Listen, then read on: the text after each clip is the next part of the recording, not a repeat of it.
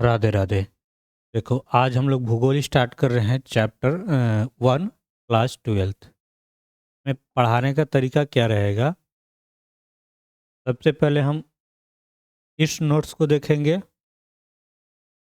और नोट्स देखने के बाद पहले तो नोट्स पढ़ेंगे ये, फिर हम पढ़ेंगे एनसीईआरटी का बुक लाइन बाय लाइन सब कुछ। फिर एक और नोट्स पढ़ेंगे जो कि एनसीईआरटी का शॉर्ट होगा। इसमें क्वेश्चन आंसर सब होगा जो अभी ये खुला हुआ है। ये नोट्स करने के बाद एक टेस्ट लेंगे एमसीक्यू का, और इस एमसीक्यू करने के बाद करेंगे हम लोग PYQ यानी प्रीवियस ईयर क्वेश्चन एक। ठीक। और लास्ट में एक और एमसीक्यू लेंगे जो कि एग्जाम टाइम होगा, है ना। इस तरह से हम इस सब्जेक्ट को जैसे 3 4 5 बार आपके नज़रों से जाएगा, बहुत कुछ याद हो जाना चाहिए। चलो देखा जाए। चैप्टर का नाम है मानव भूगोल एवं प्राकृतिक एवं विषय क्षेत्र। इस अध्याय में हम पढ़ने वाले हैं कि मनुष्य और प्रकृति के बीच संबंध, जो मनुष्य है और प्रकृति के बीच क्या संबंध है उसके बारे में इस चैप्टर में पढ़ेंगे। हम यह भी जानेंगे या हम भी यह भी पढ़ेंगे कि किस तरह मनुष्य ने टेक्नोलॉजी का विकास किया, किस तरह से टेक्नोलॉजी का विकास किया। इस अध्याय में हम यह भी पढ़ेंगे कि मानव भूगोल का क्षेत्र क्या है, जो मानव भूगोल है उसका क्षेत्र क्या है, क्या क्या इसमें पढ़ना है, और हम मानव भूगोल में क्या क्या पढ़ने वाले हैं। इससे पिछली कक्षा में यानी क्लास 11 में जो आपने पुस्तक पढ़ी थी उसका नाम था भौतिक भूगोल का मूल सिद्धांत, और इस पुस्तक का नाम है क्या? मानव भूगोल के मूल सिद्धांत। ये कुछ बात थी इसके बारे में। यहाँ पे पहला ही क्वेश्चन कई बार पूछा जा चुका है कि मानव भूगोल की परिभाषा दीजिए, परिभाषा क्या है। ठीक है। तो मानव भूगोल तथा मानव के प्रकृति के बीच संबंध का अध्ययन है। शॉर्ट में यही बात लिखवा दिए हैं। मानव भूगोल अस्थिर पृथ्वी और क्रियाशील मानव के बीच संबंधों का अध्ययन है। इस तरह से लिखेंगे। मानव भूगोल के क्षेत्र पूछ रहा तो क्षेत्र क्या क्या होगा नीचे लिखवाना था। नागरीय भूगोल, जनसंख्या भूगोल, आर्थिक भूगोल, राजनीतिक भूगोल, आवास भूगोल, सामाजिक भूगोल। ये हो आवास मतलब रहने वाला, है ना। आवास मतलब क्या हुआ? रहने वाला। जो भी रहने का है उसे कहेंगे।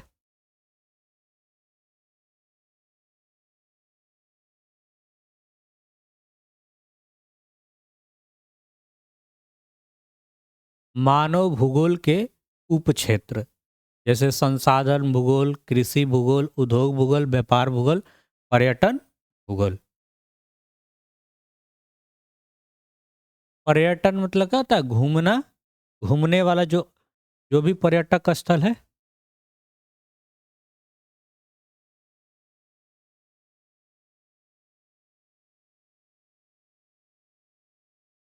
भौगोलिक विचारधाराएं, भूगोल में बहुत सारे वैज्ञानिक हुए, उन्होंने प्राकृतिक और मनुष्यों के संबंधों के बारे में अपने अपने विचार प्रकट किए। इन्हीं विचारों को भौगोलिक विचारधारा कहा जाता है। हाँ, ज्योग्राफी में बहुत सारे वैज्ञानिक हुए जो प्राकृतिक और मनुष्य के संबंधों के बारे में अपना अपना विचार दिए। इन्हीं विचारों को क्या कहते हैं? भौगोलिक विचारधारा कहते हैं। नियतिवादी यानी निश्चयवादी विचारधारा, संभाववाद विचारधारा, संभाववाद विचारधारा और नौ निश्चयवाद विचारधारा। एक एक करके इन सब के बारे में भी जानेंगे कि नियतिवादी निश्चयवादी विचारधारा क्या है। तो प्रारंभ में यानी शुरुआती में मानव क्या था? आदिम अवस्था में था, है ना।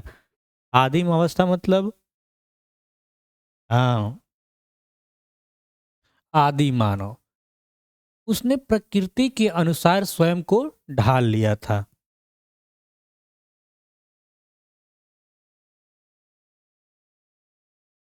इस समय प्रौद्योगिकी, प्रौद्योगिकी मतलब टेक्नोलॉजी का स्तर निम्न था। शुरुआती में टेक्नोलॉजी नगण्य था, नहीं था, न के बराबर था। मानव विकास भी बहुत कम हुआ था। मानव प्रकृति को सुनता था और उसकी पूजा करना उसकी प्रचंडता से डरता था। संसाधनों के लिए मानव सदा प्रकृति पर निर्भर रहता था। अतः इस अवस्था को पर्यावरणीय निश्चयवाद का नाम दिया गया। रेटजेल, रीटर और हम्बोल्ट इसके समर्थक थे। तो ये बात बुझाया कि निश्चयवाद क्या है।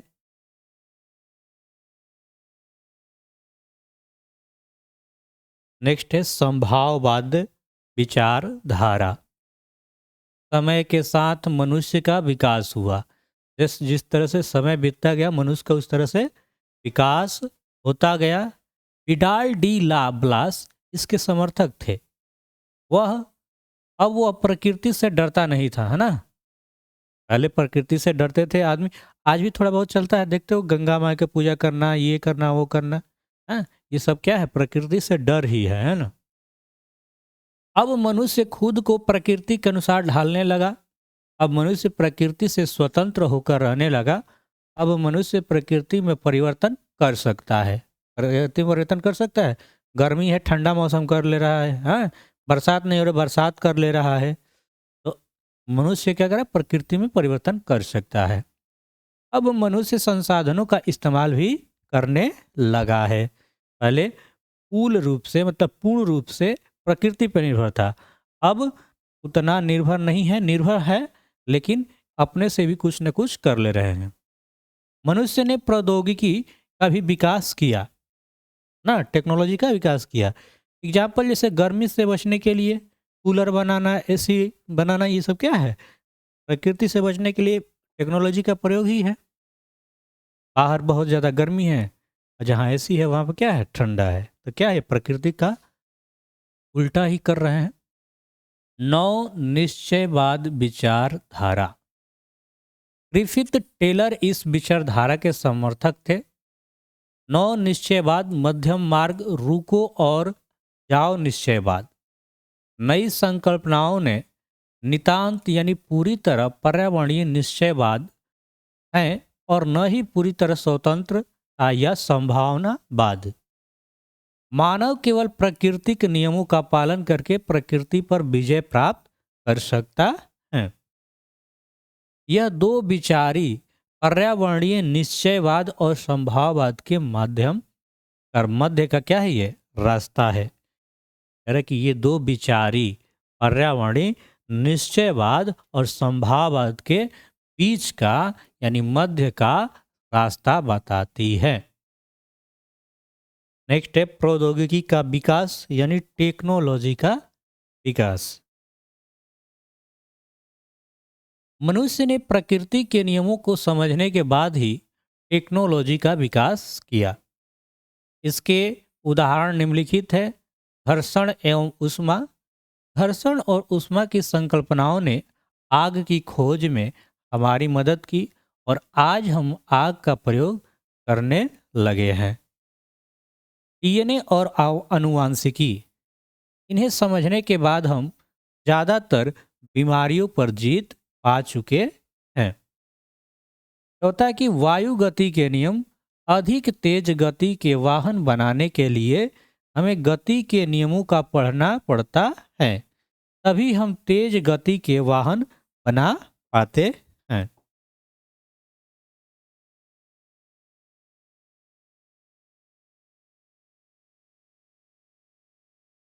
अगला टॉपिक है जिसका नाम है प्रकृति का मानवीकरण। समय के साथ मानव पर्यावरण और प्राकृतिक बलों को समझने लगा। मानव ने अपना सामाजिक और सांस्कृतिक विकास किया। फिर मानव ने बेहतर प्रौद्योगिकी यानी बेहतर टेक्नोलॉजी का विकास किया। प्रौद्योगिकी के विकास के बाद अस्पताल, नगर, खेत, फलो उद्यान, मैदान, चरागाह, पतन, अंतरिक्ष में उपग्रह आदि का विकास किया। यह है प्राकृतिक मानवीकरण। अब कुछ यहाँ पे देखो दिया है, कर निम्नलिखित में कौन सी नियतिवादी विचारधारा के समर्थक थे। अभी जो पढ़े हैं उसके अनुसार, अभी जो पढ़े हैं उसमें दिया था नियतिवादी विचारधारा, वो थे विडाल जी ब्लास और सी नंबर कौन है, हमबोल्ट, है ना। बी, ए और सी, ये नहीं, ए और सी यानी रेट जेल और हमबोल्ट, ये दोनों ए और सी, ये नियतिवादी विचारधारा के समर्थक हैं। आएगा बहुत सारा है, उसके बाद हो जाए क्लियर। निम्नलिखित में किसे रुको और जाओ का विचारा भी कहा जाता है। रुको और जाओ क्या होना चाहिए? ठीक है,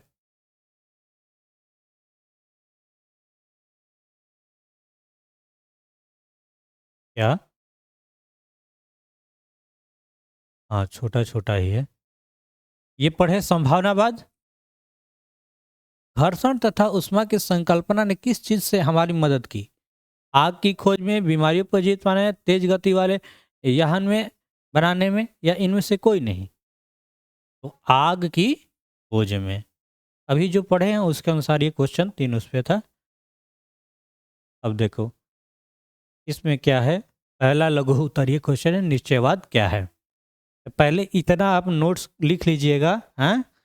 अब हम अभी पढ़ेंगे क्या चीज़, एनसीईआरटी का बुक। अब इधर आएंगे क्वेश्चन आंसर पे, है ना। इतना रहने देते हैं।